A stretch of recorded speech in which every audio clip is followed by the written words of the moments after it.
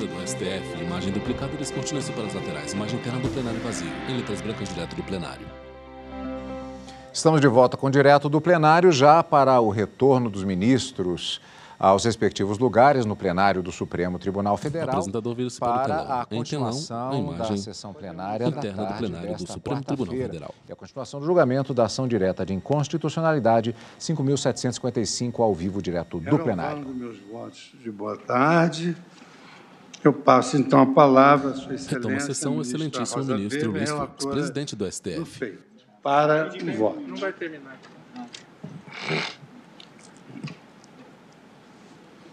Obrigada, senhor presidente.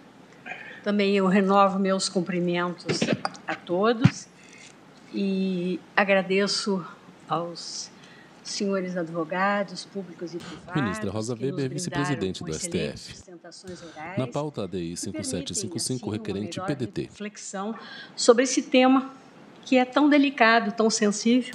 STF julga a ação contra a possibilidade de instituições financeiras oficiais cancelarem precatórios cujos valores não tenham sido levantados pelos credores no prazo de 2 anos. Automático, na hipótese dos valores depositados não serem levantados num prazo de 2 anos. Como visto, senhor presidente, trata-se de ação direta de inconstitucionalidade, em face do artigo 2º, caput 1º da Lei 13.463, de 2017. Dispositivo esses, como eu acabei de afirmar, que determina o cancelamento dos precatórios e requisições de pequeno valor federais expedidos e cujos valores não tenham sido levantados pelo credor a despeito do depósito há mais de 2 anos em instituição financeira oficial. Também, como eu relatei, eu imprimi de início ao feito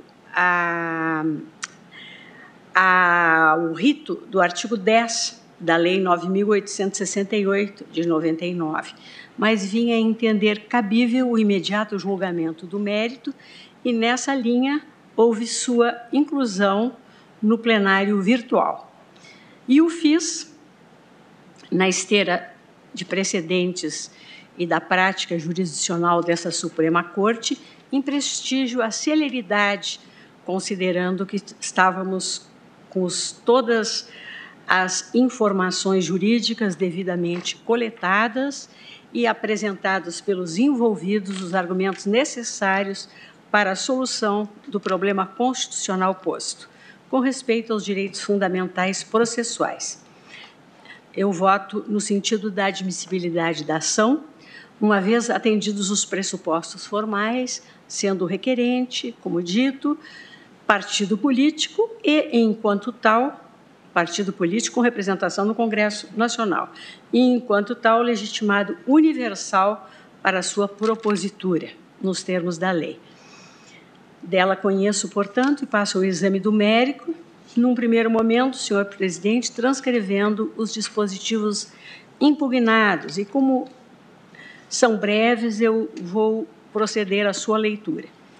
Artigo 2º, ficam cancelados os precatórios e as requisições de pequeno valor federais expedidos e cujos valores não tenham sido levantados pelo credor e estejam depositados há mais de 2 anos em instituição financeira oficial. Parágrafo 1º. O cancelamento de que trata o caput deste artigo será operacionalizado mensalmente pela instituição financeira oficial depositária, mediante a transferência dos valores depositados para a conta única do Tesouro Nacional. No voto, eu transcrevo também os parâmetros de controle indicados, que são os preceitos constitucionais, que se tem por ofendidos, e eximo-me aqui da leitura. Quanto à inconstitucionalidade formal, senhor presidente, a tese do autor é a da usurpação da competência de gestão dos precatórios confiada pela Constituição Federal ao Judiciário. Nessa linha de raciocínio, apontada a violação do artigo 100 caput e parágrafo da Carta Magna, em sua previsão exaustiva dos critérios condicionantes da expedição e do pagamento de precatórios. Digo eu que, de fato, nos termos do delineamento constitucional dos regimes dos precatórios, estabelecido neste artigo 100, incumbe ao Poder Judiciário efetuar a gestão dos recursos que lhes são diretamente consignados, bem como a determinação do pagamento e o controle dos seus consectários. Eu destaco no voto e reproduzo parágrafos do aludido dispositivo constitucional, também de cuja leitura aqui me eximo, senhor presidente.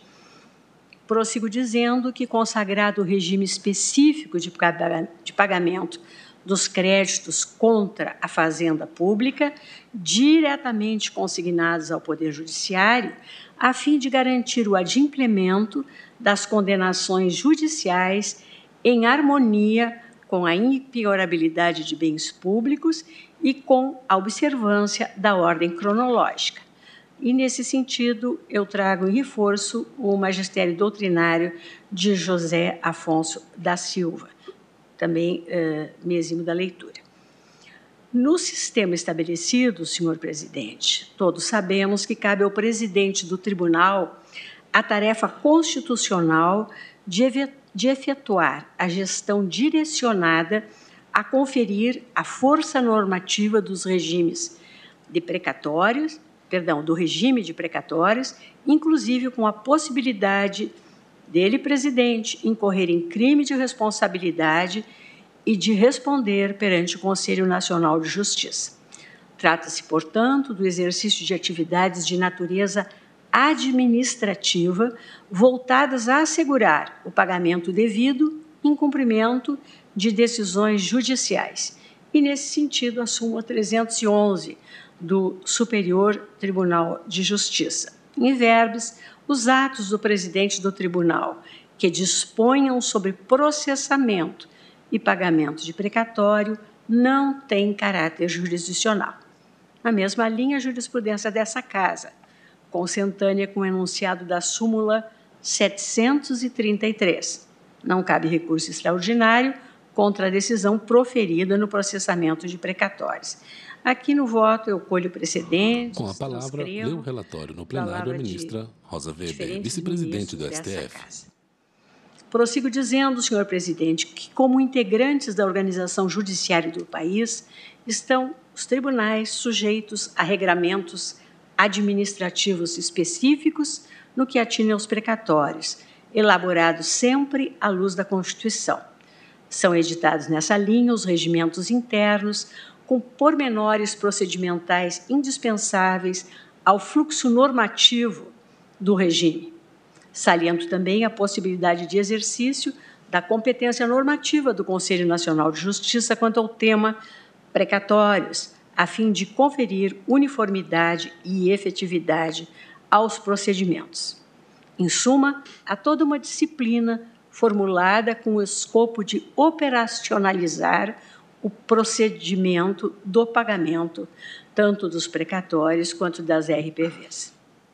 Nada obstante, a lei impugnada consubstancia ato normativo oriundo do Congresso Nacional, por iniciativa do Presidente da República, no exercício de competência legislativa concorrente sobre direito financeiro, uma vez que precatório e RPV se destinam à realização de despesas públicas decorrentes de sentenças judiciais transitadas em julgado. Como explica Marcos Abraham, estamos falando do pagamento que a Fazenda Pública é condenada a realizar após o trânsito em julgado de uma medida judicial promovida pelo particular em face do Estado. Tais condenações ocorrem constantemente e geram para o Estado uma defesa pública. Se fossem pagas imediatamente após o encerramento do processo judicial, haveria um desequilíbrio orçamentário, já que seu valor e o momento do seu pagamento são, como já dito, incertos e imprevisíveis. Para resolver esse problema, criou-se o mecanismo do pagamento através do denominado precatório. A origem advém da precatória de Vênia, instituto criado no final do século XIX pela legislação processual civil brasileira para requisitar ao Tesouro recursos para o pagamento nas condenações da fazenda pública, diante da impenhorabilidade dos bens públicos. De maneira simplificada, podemos dizer que precatório é a requisição formal de pagamento que a fazenda pública é condenada judicialmente a realizar. Assim, diversamente do particular, que quando condenado é obrigado a realizar o pagamento imediatamente em dinheiro ao vencedor da demanda judicial, a fazenda pública, condenada em uma ação, realiza o respectivo pagamento apenas no exercício financeiro seguinte, após a inclusão de tal despesa no orçamento, desde que apresentada até 1º de julho do ano anterior. Aqui eu fecho as aspas e me remeto à obra. Sobre o direito constitucional financeiro, eu aí trago a lição de Regis Fernandes de Oliveira e vou aqui me eximir da leitura, senhor presidente. Já Fernando Scaff identifica normas de direito financeiro distribuídas pelo texto constitucional, passando pelos precatórios. Desse modo, prossigo eu, não há vedação de exercício legislativo quanto ao tema, que é regido pelo direito financeiro.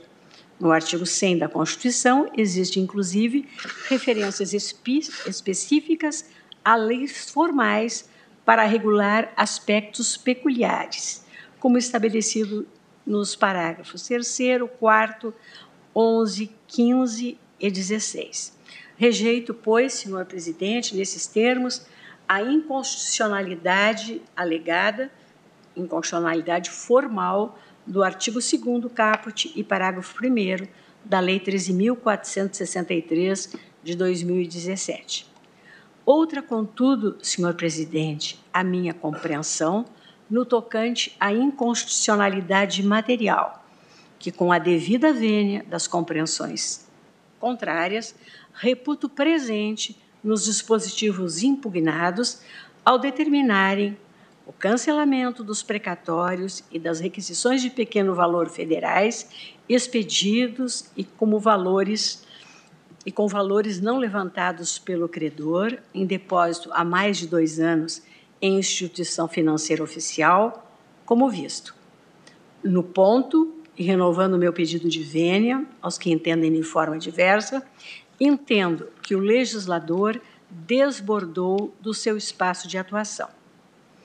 A Lei 3.463 criou verdadeira inovação no disciplinamento do pagamento de montantes por precatórios e RPVs, ao fixar um limite temporal para o exercício do direito de levantamento do importe do crédito depositado, comandando ainda a instituição financeira depositária a transferência automática dos valores depositados para a conta única do Tesouro Nacional, sem prévia ciência do interessado ou formalização de contraditório, em ofensa, portanto, neste aspecto, ao artigo 5º, 55 da nossa Lei Fundamental.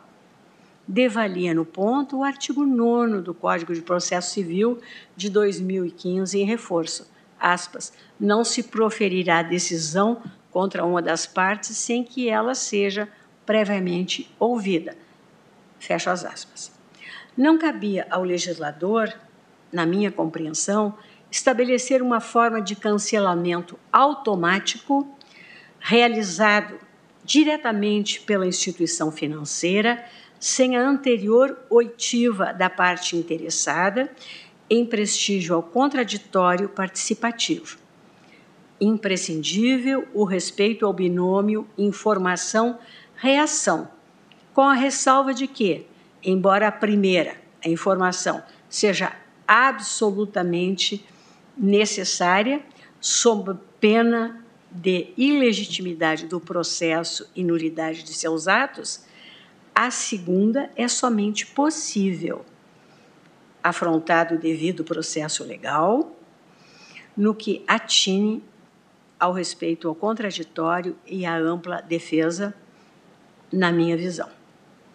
Expressiva a respeito a manifestação da Procuradoria-Geral da República em seu parecer, e aqui eu transcrevo um excerto, mas me eximo da leitura em função da sustentação oral do eminente Dr. Augusto Aras, que já assim se pronunciou. Quanto aos princípios da isonomia, da inafastabilidade da jurisdição, da segurança jurídica e da proteção à coisa julgada, a Presidência da República, observo, nas informações prestadas, argumentou no sentido da inexistência de violação, invocando a possibilidade de requerimento do credor para que o precatório seja novamente expedido, garantindo-se a ordem cronológica anterior e a remuneração de todo o período. Com efeito, digo eu, os parágrafos 2º a 4º do artigo 2, do artigo 2º e do artigo 3º da Lei 13.463 de 2017, que não foram impugnados na presente ação direta, prevêem a comunicação do cancelamento do precatório e das RPVs, na hipótese que contemplam, ao juízo da execução, bem como a possibilidade de novo ofício requisitório a requerimento do credor. Também aqui estou transcrevendo esses dispositivos, mas deixo de fazer a leitura. Prossigo dizendo: entendo, porém, que a lei, ao deslocar a prévia ciência e o exercício do contraditório para momento posterior ao cancelamento automático, isso porque o artigo prevê que, uma vez cancelada a instituição financeira oficial de ciência do fato ao juízo, então, por isso que eu digo, entendo eu que a lei, ao deslocar a ciência e o exercício do contraditório para momento posterior ao cancelamento automático, consagra procedimento que viola a Constituição. A mera possibilidade de novo requerimento do credor não desfigura a inconstitucionalidade material em razão da não observância do contraditório e da ampla defesa. Sobre o tema, colho doutrina. Aspas. Note-se bem, a norma cancela ipso facto o ofício requisitório por decurso de prazo. Tal cancelamento não dependerá de qualquer ato administrativo posterior que declare a invalidez do precatório ou da RPV, mas decorre imediatamente da norma que assim passou a definir o prazo de eficácia dos precatórios, 2 anos. Depois disso, e devido à inércia do credor, o precatório ou RPV perderá validade e eficácia e a instituição financeira depositária terá o dever de transferir imediatamente os valores para a conta única do Tesouro Nacional.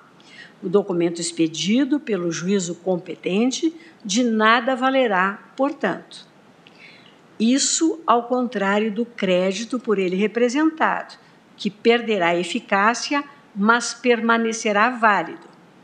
Isto é, o crédito perante a respectiva entidade federal permanecerá bom e valioso, mas a sua efetividade, ou seja, o seu saque, dependerá da expedição de novo precatório que ingressará no mesmo lugar da fila ocupado pelo precatório cancelado, com a remuneração correspondente a todo o período.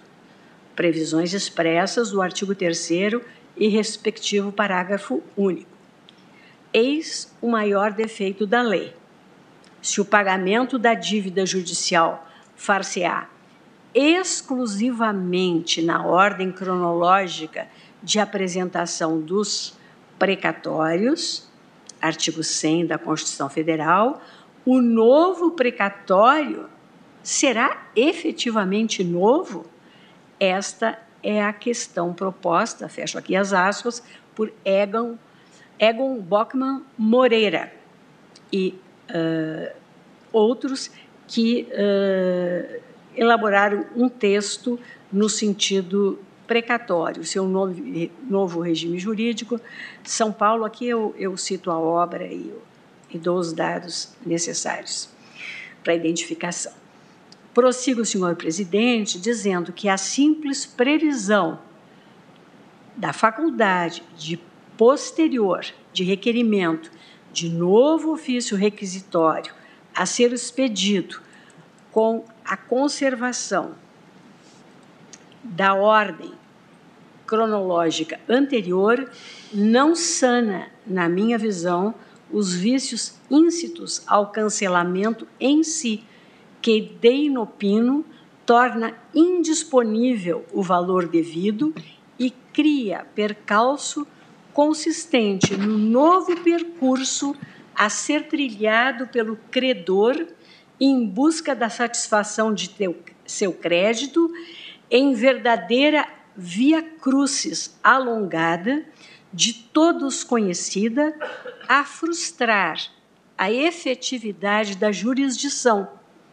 entendida esta não só como o poder de dizer o direito, mas também e, sobretudo, de realizá-lo com plena eficácia vinculativa na solução das lides processuais. Quem fala é a ministra Rosa Weber, vice-presidente do STF e relator do feito, ADI 5755. Com o saudoso professor Galeno Lacerda. Mais uma vez eu me reporto ao texto, excerto do parecer da Procuradoria-Geral da República, especificamente quando o teor do artigo 3º da lei impugnada.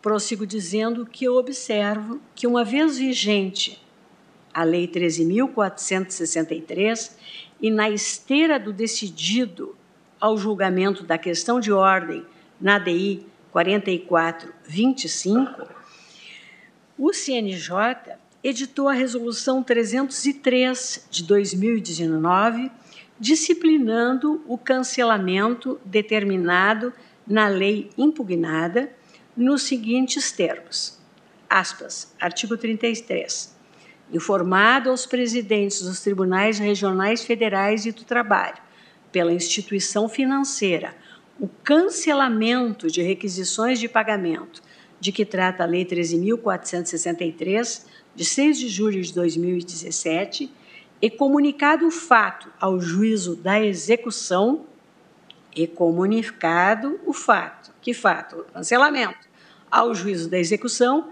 este juízo da execução, digo eu, cientificará o credor. Parágrafo 1º. Efetuado o cancelamento e havendo requerimento do credor para a emissão de nova requisição de pagamento, além dos requisitos obrigatórios, deverá ser observado o seguinte: 1. Para fins de definição da ordem cronológica, o juízo da execução informará o número da requisição cancelada. 2. Será considerado o valor efetivamente transferido pela instituição financeira para a conta única do Tesouro Nacional. 3. Será considerada a data base da requisição de pagamento e a data da transferência a que alude o inciso 2 deste parágrafo, conforme indicado pela instituição financeira. 4. A requisição será atualizada pelo indexador previsto na Lei de Diretrizes Orçamentárias, desde a data base até o efetivo depósito. E 5. Não haverá incidência de juros nas requisições quando o cancelamento decorrer exclusivamente da inércia da parte beneficiária. Parágrafo 2º. Desde que comunicada à instituição financeira, consideram-se excluídos do cancelamento de que trata esse artigo os depósitos sobre os quais exista ordem judicial suspendendo ou sustada a liberação dos respectivos valores a qualquer título. Isso aqui não é relevante. Prossigo. Em qualquer hipótese, a gestão de recursos destinados ao pagamento de precatórios incumbe ao Judiciário por decorrência do texto constitucional, sem que tenha sido dada margem ao legislador para alterar o desenho constitucional de forma restritiva e tampouco para estabelecer formas de condicionamento do pagamento sem respeito aos ditames constitucionais, como, reitero, a ampla defesa e o contraditório. No que atine à impossibilidade de edição de medidas legislativas para condicionar e restringir o levantamento dos valores depositados a título de precatórios, assim já se pronunciou esta Casa em precedente da lavra da ministra Carmen Lúcia, ADI 3453, Tribunal Pleno, julgamento Diário de Justiça de 16 de março de 2007, de que recolho apenas uma parte da ementa, quando nela se diz ação direta de inconstitucionalidade, precatórios, artigo 19 da Lei Nacional 11.033, de 21 de dezembro de 2004, afronta aos artigos 5º, inciso 36 e 100 da Constituição da República. O artigo 19 da Lei 11.033, de 2004, impõe condições para o levantamento dos valores do precatório devido pela Fazenda Pública. A norma infraconstitucional estatuiu condição para a satisfação do direito do jurisdicionado, constitucionalmente garantido, que não se contém na norma fundamental da República. A matéria relativa a precatórios não chama a atuação do legislador infraconstitucional, menos ainda para impor restrições que não se coadunam com o direito à efetividade da jurisdição e o respeito à coisa julgada.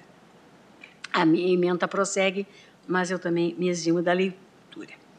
Vislumbra igualmente, senhor presidente, violação do princípio da separação dos poderes, uma vez que a Constituição Federal desenhou o regime de pagamentos de precatório sem deixar margem limitativa do direito de crédito ao legislador infraconstitucional. Devem ser prestigiados o equilíbrio e a separação dos poderes, assim como a garantia da coisa julgada, mediante a satisfação do crédito a conferir eficácia e efetividade às decisões.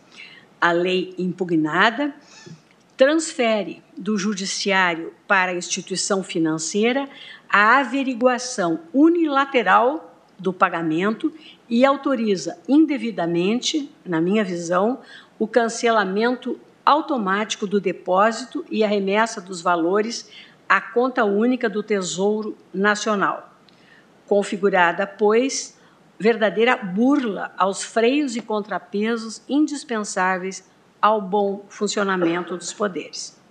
A mora do credor em relação ao levantamento dos valores depositados na instituição financeira deve ser apurada do bojo do processo na pauta de execução, 5755, requerente PDT. Sem imposição de cancelamento automático das requisições, em ausência ainda de prévia ciência ao interessado, configurada a violação do devido processo legal e do princípio da proporcionalidade ainda. E essa desproporcionalidade surge pelo estabelecimento do cancelamento automático após o decurso. Com a palavra, a ministra Rosa Weber, vice-presidente do STF. Na pauta ADI 5755, requerente PDT. Não se pautou pela proporcionalidade em sua faceta de vedação do excesso, afrontado por isso o artigo 5º, 54 da Constituição. Ninguém será privado da liberdade ou de seus bens sem o devido processo legal. Ausente o respeito ao devido processo legal, na perspectiva material ou substantiva, concluo pela inconstitucionalidade dos dispositivos impugnados. Ao determinar o cancelamento puro e simples, imediatamente após o biênio subsequente à data do depósito dos valores não levantados, a lei afronta, inclusive, os incisos 35 e 36 do artigo 5º da Constituição, violando os princípios da segurança jurídica, da inafastabilidade da jurisdição, além da garantia da coisa julgada e do cumprimento de decisões judiciais. Aqui eu transcrevo vários precedentes e eu vou me resumir relembrar apenas o item 2º na primeira emenda, que já vou identificá-la, onde se diz: o sistema de precatórios é garantia constitucional do cumprimento de decisão judicial contra a fazenda pública, que se define em regras de natureza processual conducentes à efetividade da sentença condenatória trânsita em julgado por quantia certa contra entidades de direito público, além de homenagear o direito de propriedade, prestigia o acesso à jurisdição e a coisa julgada. E aqui a remissão aos preceitos constitucionais pertinentes. Mais adiante, atentou ainda contra a independência do Poder Judiciário, cuja autoridade é insuscetível de ser negada, máxime no concernente ao exercício do poder de julgar os litígios que lhe são submetidos e fazer cumpridas as suas decisões, inclusive contra a fazenda pública, na forma prevista na Constituição e na lei. Aqui, esta ementa, ela é do acórdão que foi lavrado na ADI 2356, medida cautelar, ação de relatoria do ministro Nery da Silveira, e a redação do acórdão coube ao ministro Aires Brito, num julgamento publicado em 19 de maio de 2011. Também me reporto ao julgamento das ADIs 4357 e 4425, que versaram sobre a inconstitucionalidade do regime de compensação de débitos inscritos em precatório, criado pela Emenda Constitucional 62 de 2009, quando esta Casa entendeu pela violação da efetividade da jurisdição, desrespeito à coisa julgada material, ofensa à separação dos poderes e afronta ao devido processo legal.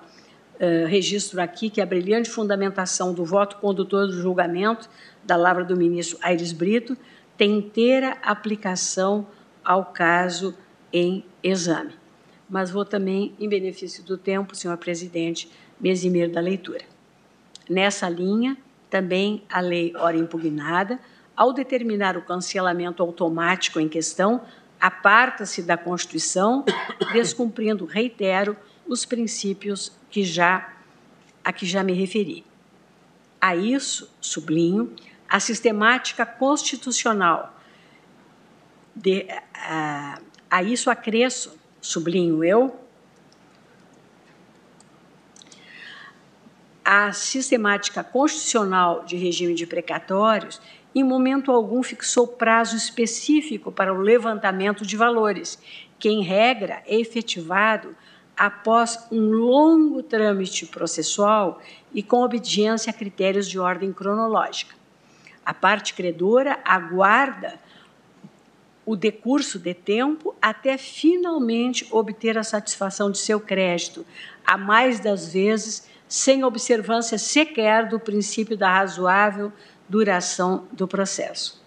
No entanto, segundo a lei impugnada, o beneficiário não pode deixar transcorrer em habeas o prazo de 2 anos, tenha ou não razões para isso, sob pena de cancelamento do depósito, sem que lhe seja conferida, repito, a exaustão a prévia oportunidade de manifestação.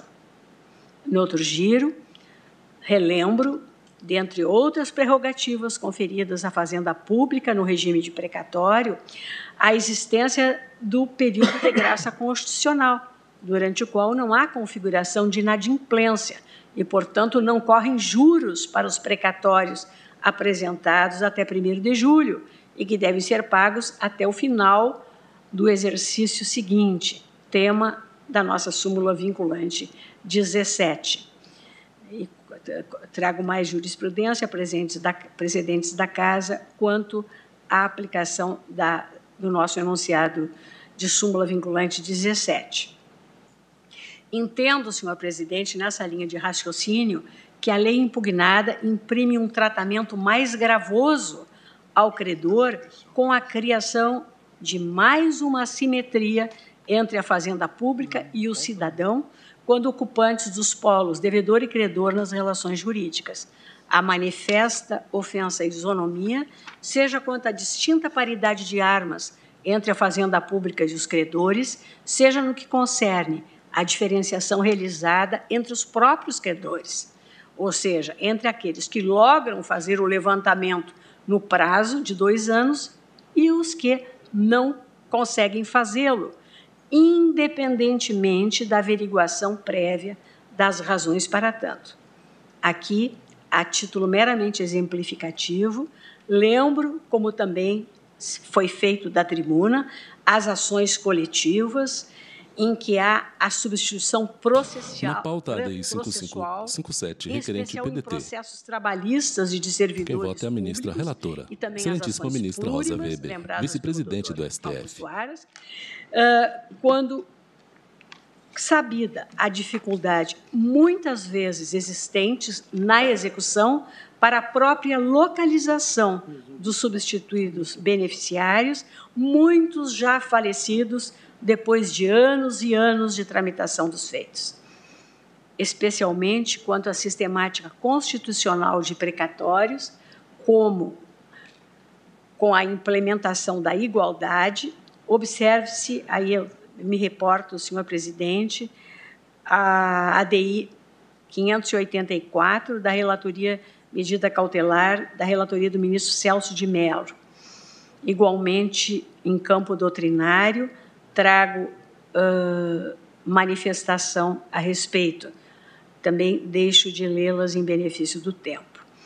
No que tange à isonomia entre o poder público e o particular, novamente me reporto à ADI 4357, transcrevendo a sua ementa nos reforço ao ultraje à isonomia entre o Estado e o particular, naquele caso.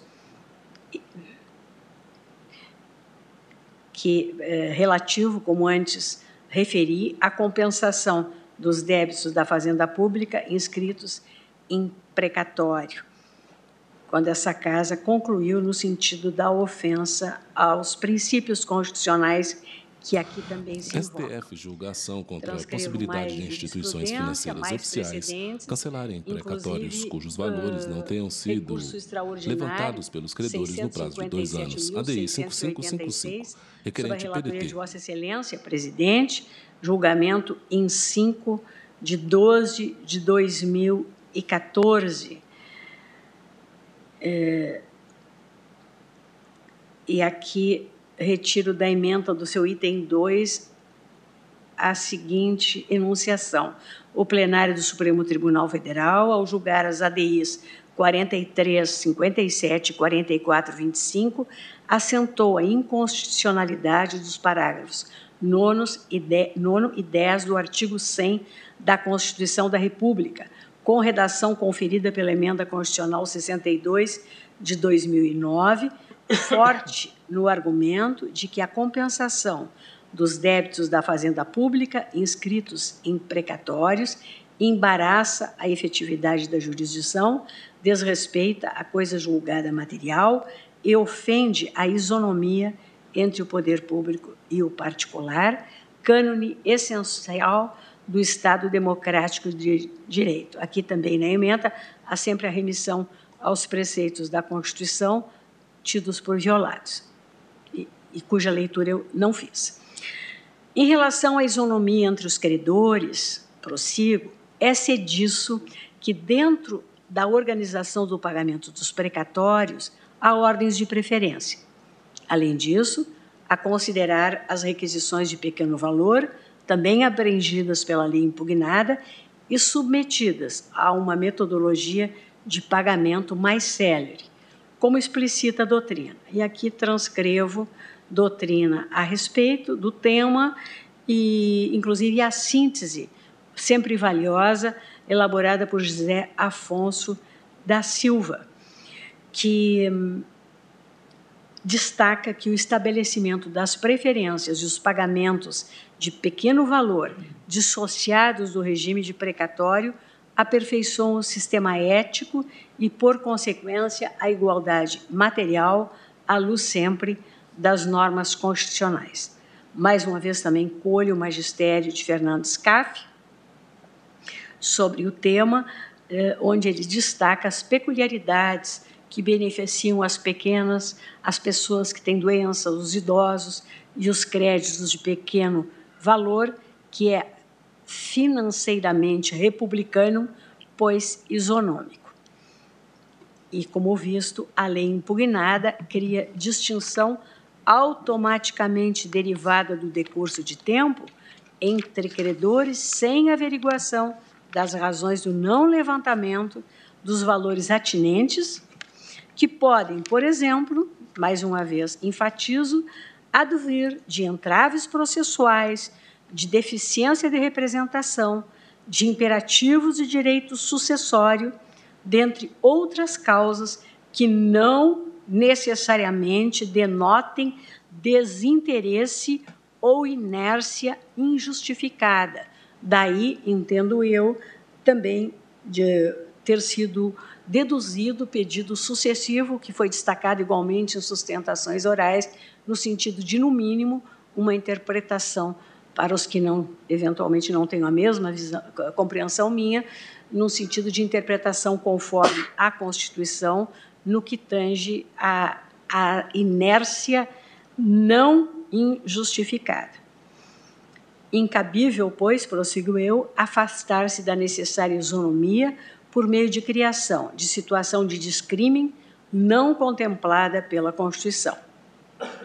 A isso acresce que o manejo dos valores, dos recursos públicos depositados e à disposição do credor revela também, na minha ótica, violação do direito de propriedade.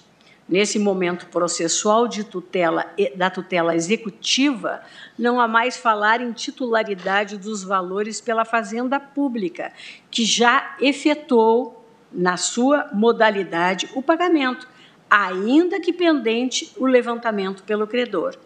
Há, assim, ingerência sobre o montante depositado em pagamento e administrado pelo Poder Judiciário, que passa a ser tratado indevidamente como receita pública e alvo de destinação nos termos da lei impugnada.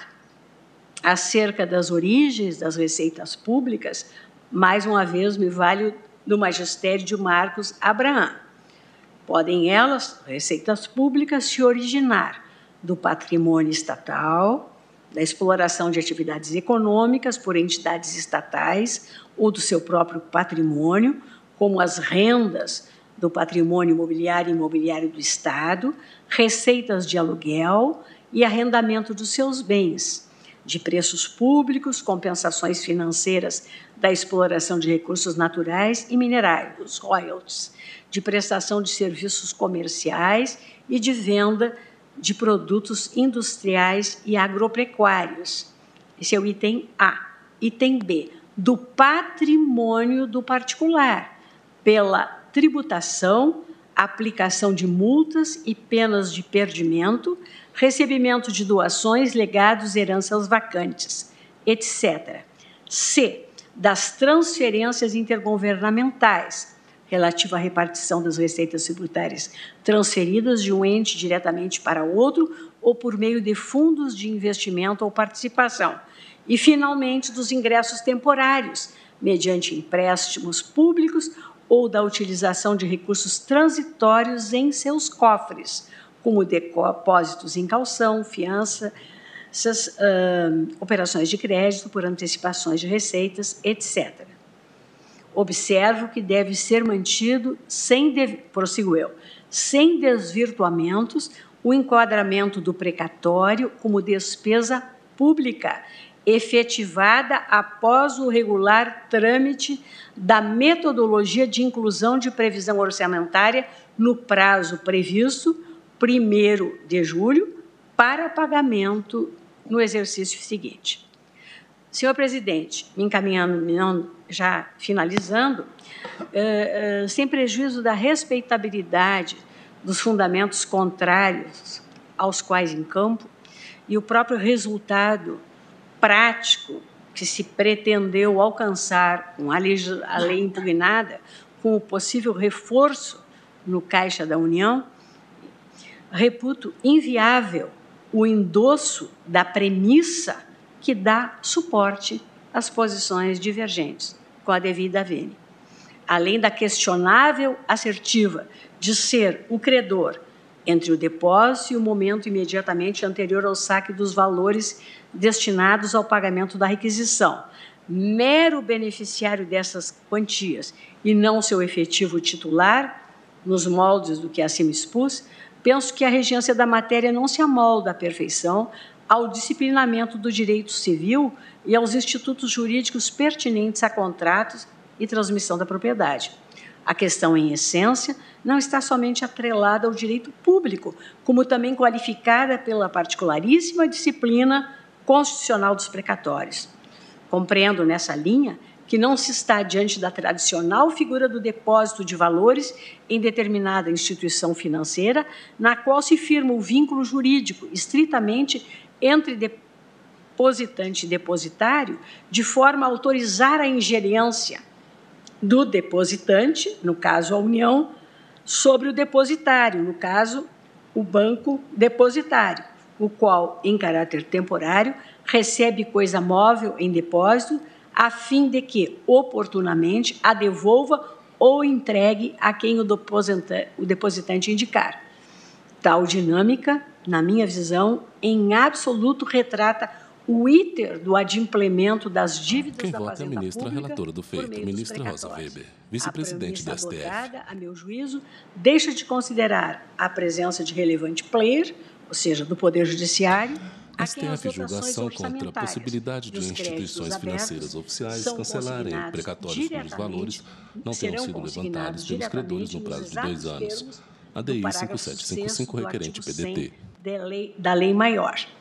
Em matéria de precatórios, o vínculo firmado entre depositante e depositário não ostenta a mesma relevância que o vínculo constitucional formado por ocasião dos valores entre o Poder Executivo e Judiciário, a este último cabendo, pelo presidente do respectivo tribunal, liquidar a dívida da Fazenda Pública, anteriormente reconhecida em sentença transitada em julgado. A arquitetura constitucional é complexa, sem dúvida, dado que também o credor estabelece vínculo direto com o Poder Judiciário no curso da liquidação do precatório, não com o depositante devedor ou com o depositário instituição bancária, consoante bem demonstra a responsabilidade a que fica sujeito o presidente do tribunal na hipótese de retardar ou tentar frustrar a liquidação regular de precatórios, a autoridade a quem o credor deve se dirigir para tratar de assuntos correlatos ao seu crédito, a exemplo das hipóteses da quebra da ordem cronológica de pagamento e do exercício do direito de cessão do crédito a terceiros, o que, diga-se de passagem, independe da concordância do devedor a desautorizar, a meu juízo, seja declarada a constitucionalidade dos artigos aqui impugnados.